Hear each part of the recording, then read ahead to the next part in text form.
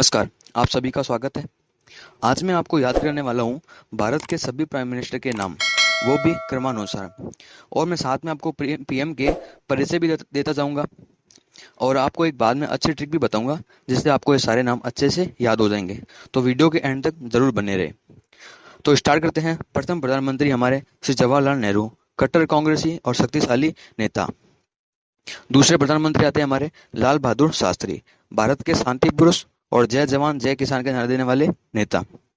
इनकी भी मृत्यु विदेशी धरती पर हुई और सोवियत संघ में इनकी मृत्यु के बाद गुलज़ारीलाल नंदा कार्यवाहक थे और जवाहरलाल नेहरू की मृत्यु के बाद भी गुलज़ारीलाल नंदा ही प्रथम कार्यवाहक प्रधानमंत्री बने थे, लेकिन ये प्रधानमंत्री की लिस्ट में काउंट नहीं होंगे। तीसरे प्रधानमंत्री आते हैं श्रीमती इंदिरा गांधी, प्रथम महिला प्रधानमंत्री, the iron lady of India. चौथे प्रधानमंत्री आते हैं मोरारजी देसाई जी, जनता पार्टी के सबसे अधिक उम्र के 81 वर्ष में ये प्रधानमंत्री बने थे। इनको निशान पाकिस्तान से नवाजा भी गया है। पांचवें प्रधानमंत्री आते हैं चौधरी चरण सिंह जी, लोकसभा कभी नहीं जाने वाले क्योंकि इन्होंने लोकसभा जाने से पहले ही अपना त्याग पत्र दे दिया था और ये किसान नेता थे। छठे प्रधानमंत्री वापस आए श्रीमती इंदिरा गांधी और सातवें उनके पुत्र राजीव गांधी, जो सबसे कम उम्र के 40 वर्ष के प्रधानमंत्री बने थे। आठवें प्रधानमंत्री आते हैं विश्वनाथ प्रताप सिंह जी और 9वें प्रधानमंत्री आते हैं चंद्रशेखर जी, युवा नेता थे। 10वें प्रधानमंत्री आते हैं नरसिम्हा राव, ये दक्षिण भारत के प्रधानमंत्री थे। इनकी सरकार 7। फिर हमारे सबके लोकप्रिय सरल स्वभाव के कवि व्यक्ति अटल बिहारी वाजपेयी जी, इनकी सरकार 17 दिन ही रही थी और एक वोट के कारण की सरकार गिर गई थी, सबसे छोटी थी। और फिर आते हैं देवगौड़ा साहब, जनता दल के नेता, साउथ से आए हुए। और 13वें प्रधानमंत्री बने इंद्र कुमार गुजराल साहब, ये 3 पार्टी गठबंधन से बनी थी सरकार इनकी। फिर 14वें आते हैं वापस से अटल बिहारी वाजपेयी, एनडीए की सरकार बनी।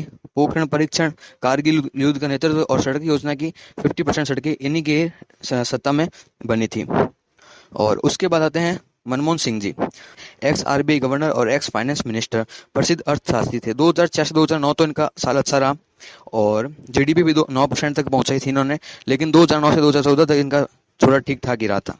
उनके बाद हमारे सबके चहेते 16वें प्रधानमंत्री बने 2014 में श्री नरेंद्र मोदी जी, जो अब तक हमारे प्रधानमंत्री, और उनके काम आपको बताने की जरूरत नहीं है, आपको सबको पता ही होगा। अब ये सब आपको नाम एक ही ट्रिक में याद हो सकते हैं। जी हाँ, अब एक कहानी मैं आपको बता रहा हूँ, उससे आपको ये सारे नाम एक ही ट्रिक में याद हो जाएंगे। चलिए कहानी स्टार्ट करते हैं।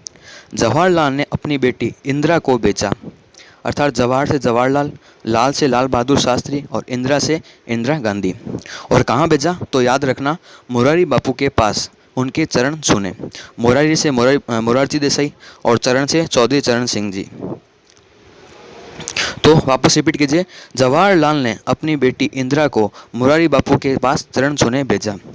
अब चरण छूने भेजा तो इंदिरा जी के मन में आस्था जगी। किसके मन में जगी आस्था? इंदिरा जी की। और इंदिरा जी अपने बेटे राजीव को लेकर 3 मंदिर गई। तो 3 मंदिर कौन से थे? विश्वनाथ जी, चंद्रशेखर जी और नरसिंह भगवान का मंदिर।